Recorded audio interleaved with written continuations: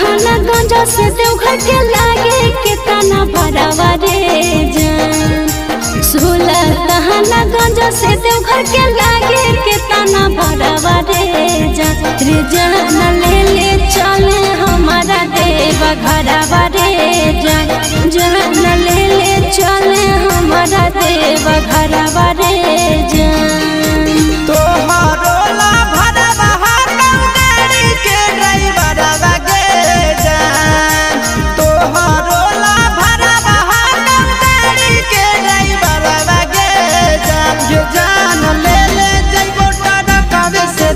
घरवा